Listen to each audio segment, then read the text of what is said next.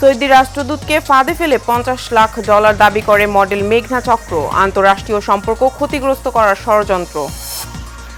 বৈদেশিক সম্পর্ক ও অর্থনৈতিক উন্নয়নে বিশেষ ভূমিকা রাখছেন কূটনীতিকরা, বললেন পররাষ্ট্র উপদেষ্টা। নির্বাচন নিয়ে বিভ্রান্তি ছড়াচ্ছে সরকার, মন্তব্য শামসুজ্জামান দুদুর। ভোটে যেতে প্রস্তুত জামায়াত, বললেন গোলাম পরওয়ার। এবং মাথায় কাফন বেঁধে দেশ জুড়ে কারিগরি শিক্ষার্থীদের গণমিছিল, 6 দফা দাবি আদায়ে আরও কঠোর কর্মসূচির হুঁশিয়ারি।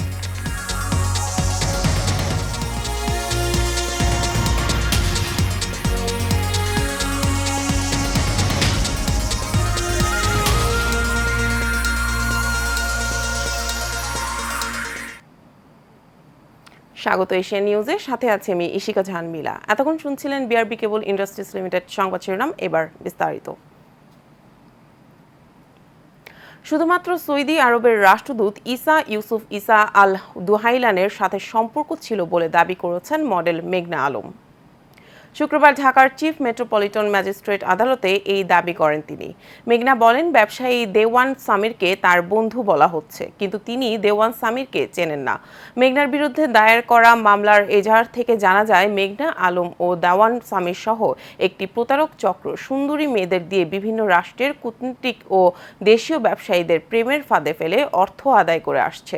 সৌদি রাষ্ট্রদূত দুহাইলানের কাছ থেকেও একই কৌশলে $50 লাখ দাবি করে এই চক্র। চাপে পড়ে দুহাইলান বিষয়টি পররাষ্ট্র মন্ত্রণালয়কে জানান।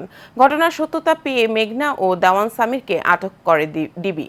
আসামিদের এই কার্যক্রমকে আন্তঃরাষ্ট্রীয় সম্পর্ক ক্ষতিগ্রস্ত করার চক্রান্ত বলে মনে করা হচ্ছে।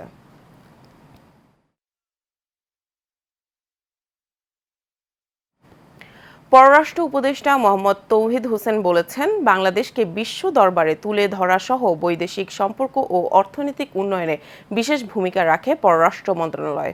গতকাল রাজধানীতে ফরেন সার্ভিস দিবস উপলক্ষে আয়োজিত অনুষ্ঠানে তিনি স্বাধীনতার যুদ্ধে তৎকালীন কূটনৈতিকদের বীরত্ব ও সাহসের ইতিহাসকে শ্রদ্ধা ভরে স্মরণ করেন। মেহরাব সুমনের রিপোর্ট। রাজধানীর ফরেন সার্ভিস একাডেমিতে আয়োজন করা হয় ফরেন সার্ভিস দিবস 2025। এতে প্রধান অতিথি হিসাবে উপস্থিত ছিলেন পররাষ্ট্র উপদেষ্টা মোহাম্মদ তৌহিদ হোসেন। অনুষ্ঠানে পররাষ্ট্র সচিব সহ সাবেক রাষ্ট্রদূতরাও উপস্থিত ছিলেন। পররাষ্ট্র উপদেষ্টা বলেন, 1971 সালে স্বাধীনতা যুদ্ধে কলকাতা হাই কমিশন থেকে প্রথম কূটনীতিকরাই সমর্থন জানিয়েছিল। এই দিনটা ছিল অত্যন্ত গুরুত্বপূর্ণ আমাদের জন্য, যে সেটা হলো যে এই যে পতাকা উত্তোলন এবং আনুগত্য ঘোষণা, এর মাধ্যমে কিন্তু শুধু যে একটি পররাষ্ট্র সার্ভিস বা একটা মিশন সৃষ্টি হলো তা কিন্তু না, এটা কিন্তু মুক্তিযুদ্ধ একটা সম্পূর্ণ অন্য রকমের মাত্রা পেয়ে গেল এবং সেটা সমস্ত বিশ্বে এটাকে কিন্তু সেভাবেই দেখা হয়েছে। নতুন একটা মাত্রা আসলো যে একটা স্বাধীন দেশের একটি মিশন কাজ করছে। সাংবাদিকদের এক প্রশ্নের জবাবে তিনি বলেন, যুক্তরাষ্ট্রের নতুন শুল্ক নীতি এবং রোহিঙ্গা প্রত্যাবর্তন নিয়ে কূটনৈতিক তৎপরতা চলছে। ট্যারিফের প্রসঙ্গ উঠেছে এবং আমরা বলেছি যে আমরা তো চেষ্টা করছি তোমাদের বাণিজ্য বাধা কমিয়ে আনতে, এবং আমি আরেকটা পয়েন্ট উল্লেখ করেছি যে আসলে তো যেই দুই পক্ষের মধ্যে তফাৎটা যতটা বলা হয় অতটা তো আসলে না, কারণ সার্ভিসেস সেক্টরে তো আমরা প্রচুর আমদানি করি তোমাদের এখানে, এটুকু বলেছি। আর যিনি আমাদের পাশের অঞ্চল থেকে ছিলেন তাদের মূল ফোকাসটা ছিল আসলে বার্মা। এই ব্যাপারে আমার অবস্থান আপনাদেরকে আমি বহুবার বলেছি। আমি এক্স্যাক্টলি একটা কথা তাদেরকে বলেছি যে আসলে রোহিঙ্গা সমস্যার সমাধান না হলে, যদি ওখানে যুদ্ধ শেষও হয়ে যায়, তারপর শান্তি আসবে না। অনুষ্ঠানে সাবেক রাষ্ট্রদূত মোহাম্মদ হুমায়ুন কবির বলেন, বৈষম্য দূরীকরণে বর্তমান তরুণ সমাজ আরও বেশি উদ্যমী এবং পরিশ্রমী। এই জেনারেশনটা আমার কাছে মনে হয়েছে, আমি সেই 71-এর চোখ দিয়ে যখন দেখি, এই জেনারেশন অনেক বেশি energetic. Mehrab Suman, Asian television, Dhaka. December থেকে জুনের মধ্যে নির্বাচন হবে এমন বিভ্রান্তিমূলক কথা বাদ দিয়ে অন্তর্বর্তী সরকারকে নির্বাচনের রোড ম্যাপ ঘোষণার আহ্বান জানিয়েছেন বিএনপির ভাইস চেয়ারম্যান শামসুজ্জামান দুদু। গতকাল জাতীয় প্রেস ক্লাবের সামনে বাংলাদেশ গণতান্ত্রিক পরিষদ আয়োজিত বিএনপির গুম হওয়া সকল নেতাকর্মীদের অবিলম্বে সন্ধানের দাবিতে যুব সমাবেশে এ আহ্বান জানান তিনি। এ সময় তিনি বলেন, এই সরকারের কার্যক্রমে দেশবাসী উদ্বিগ্ন। শামসুজ্জামান দুদু অভিযোগ করেন, বিএনপি যেন দেশের জনগণের সমর্থন আদায় করে সুষ্ঠু নির্বাচনে সরকার গঠন করতে না পারে, সেজন্য নির্বাচনকে এড়িয়ে যাওয়া হচ্ছে। গত 15 বছর দেশের গণতন্ত্রকে যারা ধ্বংস করেছে তাদের কোনো না কোনোভাবে রক্ষা করা হচ্ছে বলেও অভিযোগ করেন বিএনপির এই নেতা। সেটাও আমরা বুঝি না। বিএনপিকে পাশ কাটানোর জন্য, যাতে বিএনপি নির্বাচনের মধ্য দিয়ে, মানুষের সমর্থন আদায়ের মধ্য দিয়ে, ভোটের মধ্য দিয়ে সরকার গঠন করতে না পারে, সেই জন্য নির্বাচনকে এড়িয়ে যাওয়া হচ্ছে বলে আমরা মনে করি। একটি নির্বাচিত সরকার প্রতিষ্ঠা করার জন্য অনতি বিলম্বে একটি রোডম্যাপ ঘোষণা করেন। কবে নির্বাচন হবে, কোন মাসে হবে, কোন সনে হবে, আপনারা একবার ডিসেম্বর একবার জুন এই ফাজলামি বাদ দেন। বাংলাদেশ জামায়াতে ইসলামের সেক্রেটারি জেনারেল মিয়া গোলাম পরওয়ার বলেছেন, শেখ হাসিনা ও আওয়ামী লীগের বিচার এবং পর্যাপ্ত সংস্কার সম্পন্ন করে প্রধান উপদেষ্টা যে সময়সীমা বেঁধে দিয়েছেন, সেই সময়ের মধ্যে নির্বাচনে যেতে প্রস্তুত জামায়াত।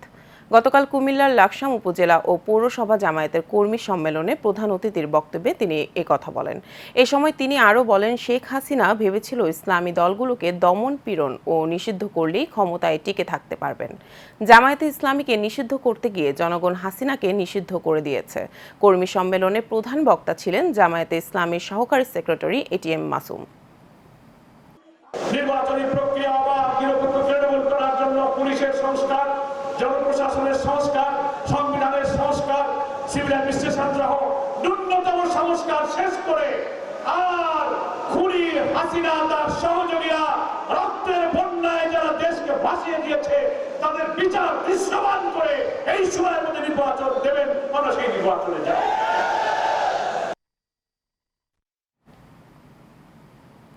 6 দফা দাবির ব্যাপারে সুনির্দিষ্ট ঘোষণা না আসায় সারা দেশে একযোগে কাফনের কাপড় মাথায় বেঁধে গণমিছিল করেছেন পলিটেকনিক ইনস্টিটিউটের শিক্ষার্থীরা। ঘোষিত কর্মসূচি অনুযায়ী গতকাল জুম্মার নামাজ শেষে সারা দেশে একযোগে এই গণমিছিল হয়। এর আগে গতকাল দাবির বিষয়ে শিক্ষা মন্ত্রণালয়ের সঙ্গে বৈঠক করেন শিক্ষার্থীরা। প্রায় 4 ঘন্টার বৈঠক শেষে শিক্ষার্থীদের প্রতিনিধি দল অসন্তুষ্টি প্রকাশ করে বলেন, তাদের দাবির বিষয়ে সরকারের কোনো দৃশ্যমান পদক্ষেপ নেই, তাই নতুন কর্মসূচি ঘোষণা দেন তারা। কারিগরি ছাত্র আন্দোলন বাংলাদেশের প্রধান কার্যনির্বাহী সদস্য জুবায়ের পাটোয়ারি বিষয়টি নিশ্চিত করেন।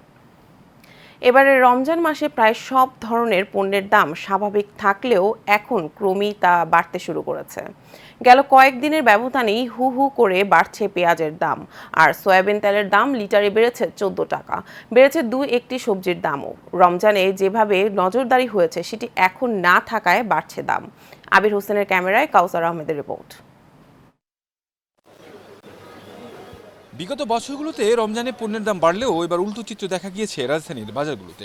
সে সময়ে না বাড়লেও এখন নাগালের মধ্যে থাকা পণ্যের দাম বাড়তে শুরু করেছে প্রতিনিয়ত। বাজারে সবচেয়ে স্বস্তিতে থাকা পেঁয়াজের দাম বাড়ছে লাগামহীনভাবে। 3 দিনের ব্যবধানে বেড়েছে 15 থেকে 20 টাকা। বেড়েছে তেলের দামও। পেঁয়াজ বৃষ্টির কারণে পেঁয়াজ দেশ থেকে আইতেছে না, এই জন্য বাজার বাড়ছে। পেঁয়াজ 60 টাকা কেজি আরো বাড়ার সম্ভাবনা আছে। ডলারের দাম বৃদ্ধি, ইন্টারন্যাশনাল বাজারও তেলের দাম বেশি, এই জন্য এই রেটটা বাড়ানো হয়েছে। আরও বাড়বে না, মনে হয় না একবার।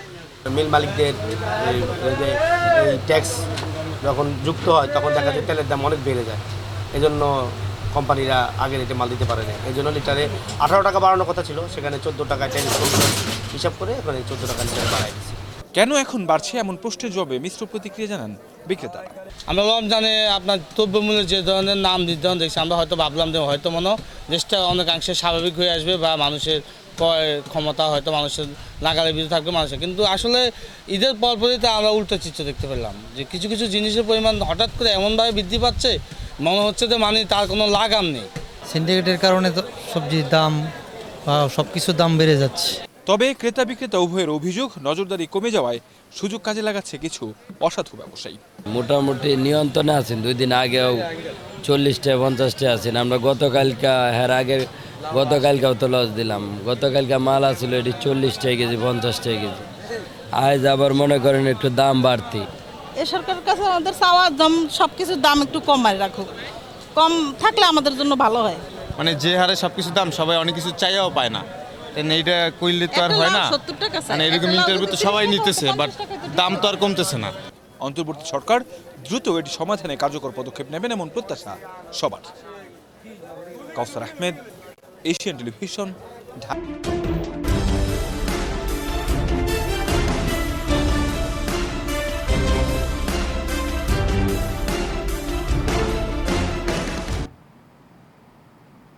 চট্টগ্রাম নগরের কাপাসগোলা এলাকায় ব্যাটারি চালিত রিকশা উল্টে খালে পড়ে 6 মাস বয়সী শিশুসহ এক নারী।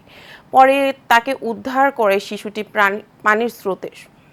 শুক্রবার রাত 8টার দিকে কাপাসগোলার নবাব হোটেলের পাশে এই ঘটনা ঘটে।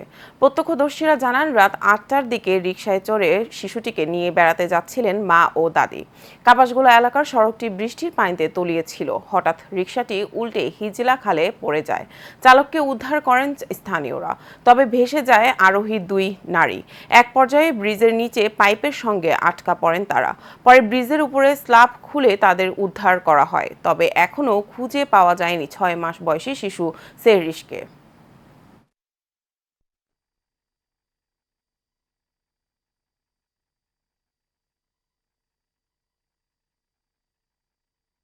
চিল্লাছে, বাঁচান করে চিল্লাচ্ছে, আর এখানে মানুষ গেছে, মানুষ গিয়ে কেউ সিঁড়ি আনছে, দোকান থেকে সিঁড়ি আনছে, রশি আনছে, এগুলো দিয়ে তুলছে।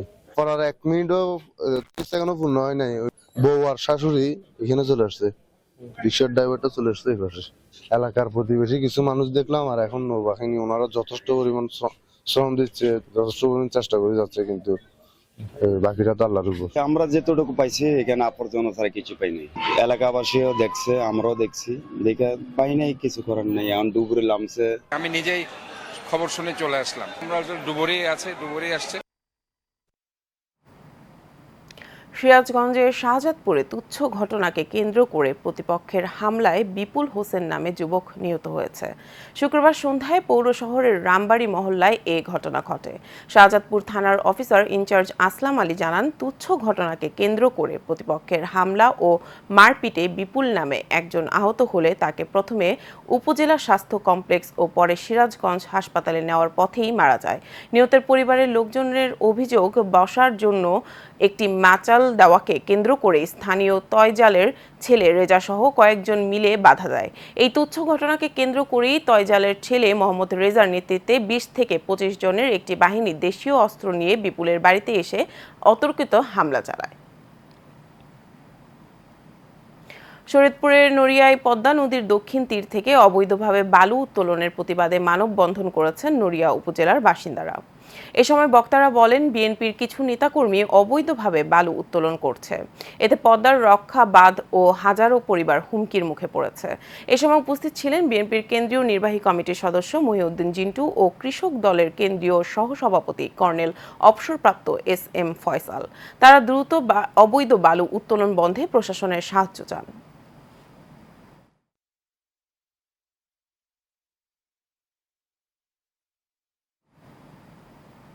ব্রাহ্মণবাড়িয়ায় মসজিদে অগ্নিসংযোগ ও মুসল্লিদের মারধর করার প্রতিবাদে গাজীপুরের শ্রীপুরে মানববন্ধন করেছেন উপজেলার ধর্মপ্রাণ মুসল্লিরা। জুম্মার নামাজ শেষে শ্রীপুর পৌরসভার মালেক বানু আত্তাকুয়া জামে মসজিদের আয়োজনে মানববন্ধন হয়। মসজিদের সভাপতি আব্দুল বারেকের সভাপতিত্বে খতিব মুফতি তরিফুর রহমান 15 এপ্রিল ব্রাহ্মণবাড়িয়ার একটি মসজিদে হামলার ঘটনায় তীব্র নিন্দা ও প্রতিবাদ জানান। মুফতি আমানুল্লাহ বলেন, যারা মসজিদের মুসল্লিদের রক্তাক্ত করতে পারে তারা মানুষ হতে পারে না। এ সময় জড়িতদের দৃষ্টান্তমূলক শাস্তির দাবি করেন তারা।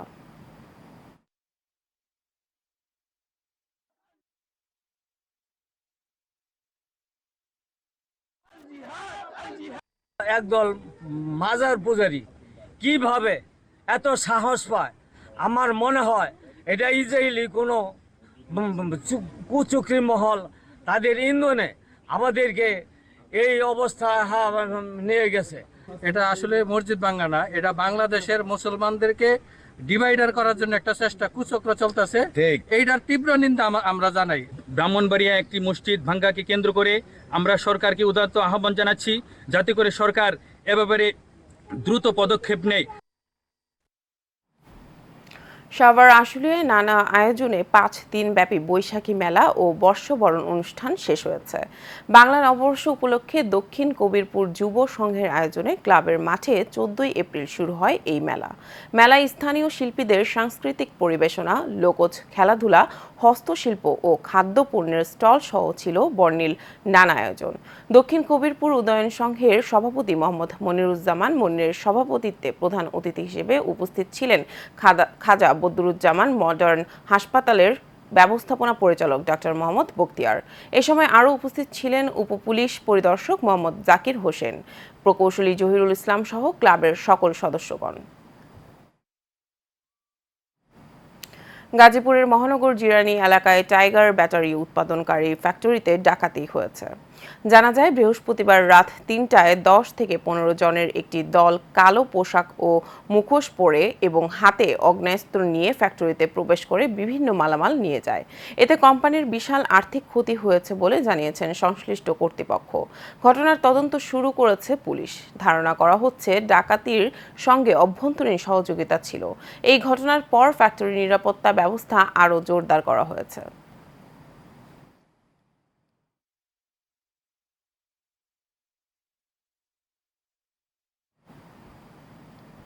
চাঁদাবাজি, মাদক ও সন্ত্রাসের বিরুদ্ধে গাজীপুর মহানগরের বাসন থানা বিএনপি ও অঙ্গ সহযোগী সংগঠনের বিক্ষোভ মিছিল অনুষ্ঠিত হয়েছে। মিছিলের সভাপতিত্ব করেন বাসন মেট্রো থানা বিএনপির সাবেক সাংগঠনিক সম্পাদক নুরুল ইসলাম দীপু। মিছিলে আরও উপস্থিত ছিলেন থানা যুবদলের আরিফ হোসেন, দেলোয়ার হোসেন সহ আরও অনেকে। এ সময় বক্তারা বলেন, সমাজকে মাদক ও সন্ত্রাস ও চাঁদাবাজের হাত থেকে রক্ষা করতে হলে সবাইকে এক হয়ে রুখে দাঁড়াতে হবে। মিছিলটি চান্দনা চৌরাস্তা থেকে শুরু করে গাজীপুর মেট্রোপলিটন পুলিশ হেডকোয়ার্টারের সামনে এসে শেষ হয়।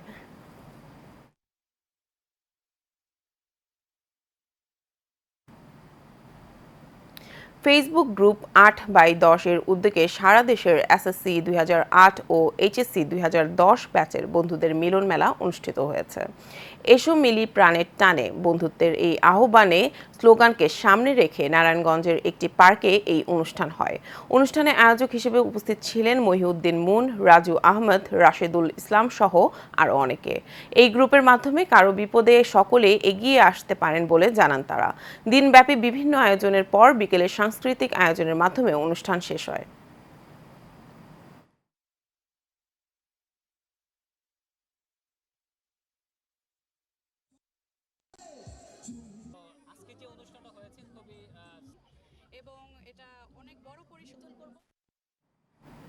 এবার বাণিজ্যিক সংবাদ।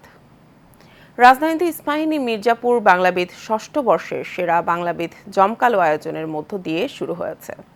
এই প্রতিযোগিতায় শুদ্ধ বাংলা ভাষার ব্যবহার, বানান চর্চা, শুদ্ধ উচ্চারণ ও ব্যাকরণের সঠিক প্রয়োগের মাধ্যমে ভিন্ন ভিন্ন পর্যায় শেষে চূড়ান্ত প্রতিযোগীদের নির্ধারণ করা হয়। এই প্রতিযোগিতায় প্রধান বিচারক হিসেবে বাংলাবিদে ছিলেন ঢাকা বিশ্ববিদ্যালয়ের বাংলা বিভাগের অধ্যাপক ভাষাবিদ তারিক মঞ্জুর, বিশিষ্ট কথাসাহিত্যিক আনিসুল হক এবং বিশিষ্ট গণমাধ্যম ব্যক্তিত্ব ত্রপা মজুমদার। এছাড়া অতিথি বিচারক হিসেবে বাংলা একাডেমির সভাপতি আবুল কাশেম ফজলুল হক। সেরা বাংলাবিদ হয়ে গৌরব অর্জন করে জিতে নেয় 10 লক্ষ টাকার মেধাবৃত্তি এবং দ্বিতীয় স্থান অধিকারী পেয়েছে 3 লক্ষ টাকা ও তৃতীয় স্থান অধিকারী পেয়েছে 2 লক্ষ টাকার মেধাবৃত্তি। রাজধানীতে হেমাটোলজি সোসাইটি অফ বাংলাদেশের বিশ্ব হিমোফিলিয়া দিবস উদযাপিত হয়েছে। দিবসটি উদযাপন শুরু হয় মনোজ্ঞ মাধ্যমে। 17 এপ্রিল সকালে বাংলাদেশ মেডিকেল বিশ্ববিদ্যালয়ের প্রাঙ্গণে প্রতিষ্ঠানটির উপাচার্য অধ্যাপক ডক্টর মোহাম্মদ শাহিনুল আলম বেলুন উড়িয়ে উদ্বোধন করেন। বিশ্ববিদ্যালয়ের ভিতরে প্রদক্ষিণ শেষে ডি ব্লকের সামনে এসে সমাপ্ত হয়। র্যালিটি পরিচালনা করেন সোসাইটির সাধারণ সম্পাদক ডক্টর মোহাম্মদ আদনান হাসান মাসুদ। র্যালি শেষে বক্তব্য দেন প্রধান অতিথি সোসাইটির সভাপতি অধ্যাপক doctor Aminul Lutful Kabir, haemophilia society of বাংলাদেশের সভাপতি নাজমুল আলম এবং সাধারণ সম্পাদক আবু সাইদ আরিফ।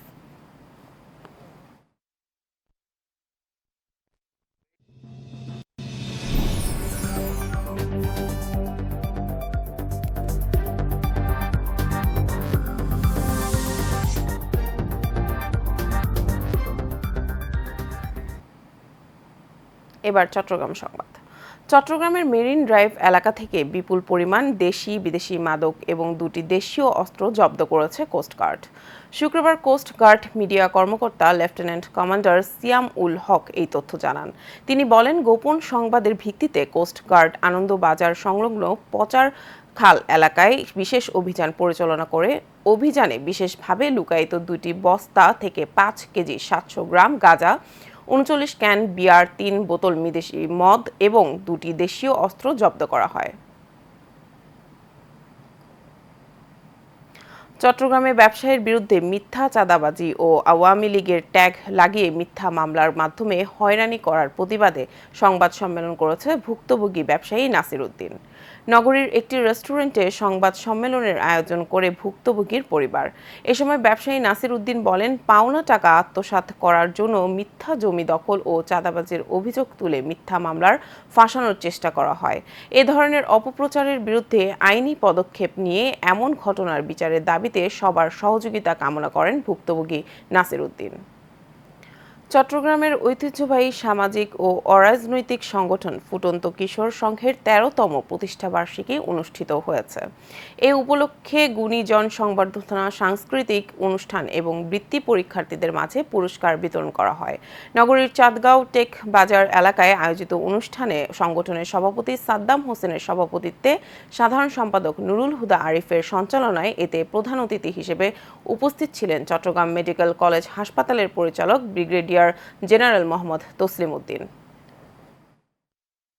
চট্টগ্রামে সন্ত্রাসী হামলার শিকার হয়ে সংবাদ সম্মেলন করেছেন ভুক্তভোগী মোহাম্মদ নাসির উদ্দিন ইমরান।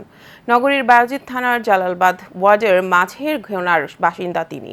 ইমরান বলেন, কিছুদিন আগে সন্ত্রাসীরা হামলা চালিয়ে তার বসতঘর ভাঙচুর, লুটপাট ও মারধর করে। এতে তিনি ও তার স্ত্রী হালিমা আক্তার ও কিশোরী মেয়ে মিফতারকে জান্নাত তামান্না আহত হন।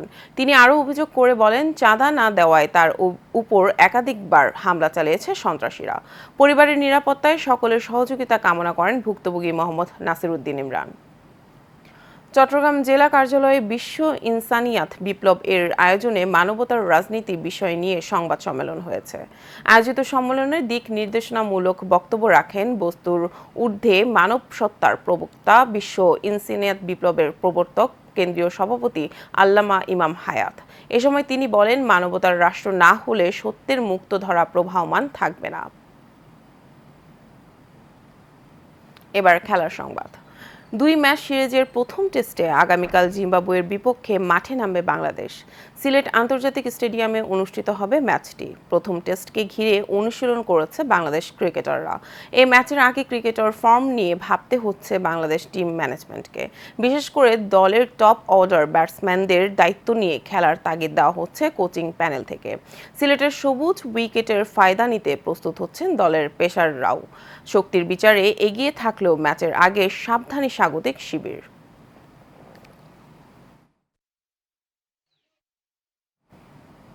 শেষ করব এশিয়া নিউজ। তার আগে বিআরবি কেবল ইন্ডাস্ট্রিজ লিমিটেড সংবাদ শিরোনামগুলো জানাবো আরও একবার।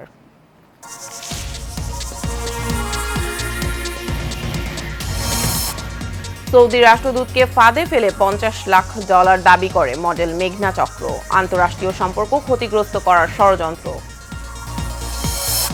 বৈদেশিক সম্পর্ক ও অর্থনৈতিক উন্নয়নে বিশেষ ভূমিকা রাখছেন কূটনীতিকরা, বললেন পররাষ্ট্র উপদেষ্টা।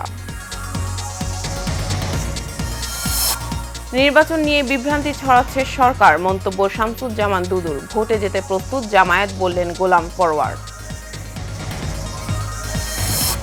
এবং মাথায় কাফন বেঁধে দেশজুড়ে কারিগরি শিক্ষার্থীদের গণমিছিল, 6 দফা দাবি আদায়ে আরও কঠোর কর্মসূচির হুঁশিয়ারি।